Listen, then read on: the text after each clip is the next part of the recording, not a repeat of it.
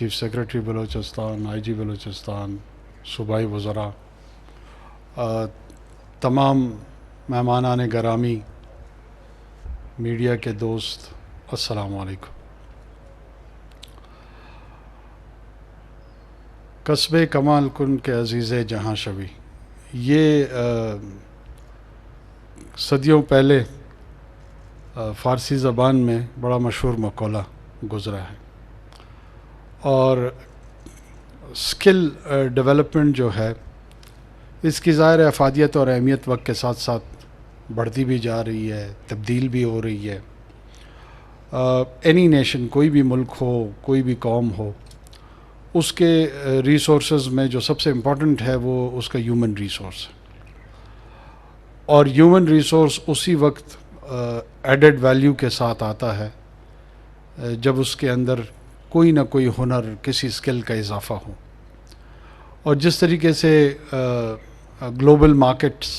Emerge ہو کے سامنے آ رہی ہیں، اکانومیز جس طرح کی شیپ اپ ہو رہی ہیں، ٹیکنالوجیز جس طرح آ رہی ہیں، اے آئی کا دورہ ہے، ویب سے بات شاید آگے گزر گئی ہے۔ اس تمام دورانیے میں جو چیلنج ہے وہ یہی ہے کہ آپ اپنے ہیومن ریسورس کو کیسے ایفیکٹولی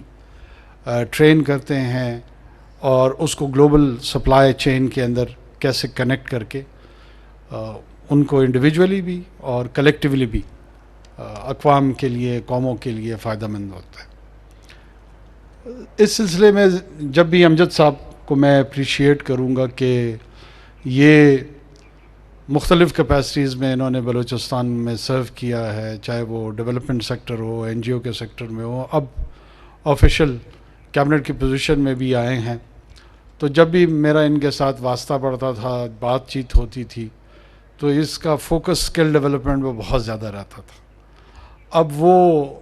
اپرچونٹی کو ایک ٹینجبل انداز میں ہم نے ٹرانسلیٹ کیا۔ کوشش یہی ہے کہ اکراس ہاریزنٹلی بلوچستان کے طول و عرض میں جا کر گوادر سے ابو سغیر تک جہاں جہاں ممکن ہو پک کیا جائے نوجوانوں کو، لڑکوں کو، بچیوں کو، اور ان کو یہ ٹریننگ کی اپرچونٹی دی جائے تاکہ وہ اپنے لیے اور اپنے لوگوں کے لیے مفید شہری کے طور پر سامنے آ سکے۔ اس میں میری ریکویسٹ یہ بھی ہوگی، جو میں ایس آئی ایف سی کے پلیٹ فارم پہ بھی کہتا آ رہا ہوں،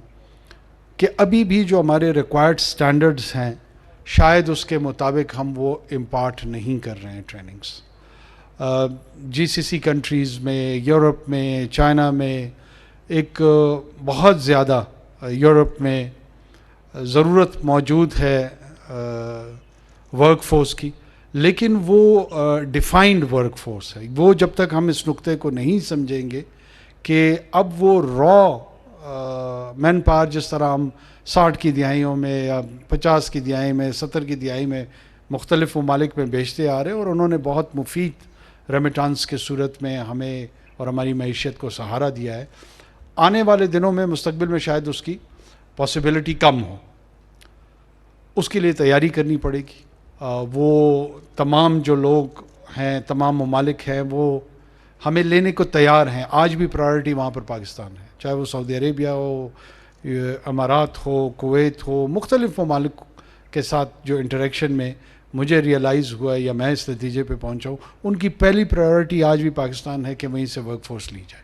لیکن اس ورک فورس کی جو ان کی اپنی اکانومی جس پیس پہ چل رہی ہے، اس کے مطابق اگر اس میں مطابقت نہ ہو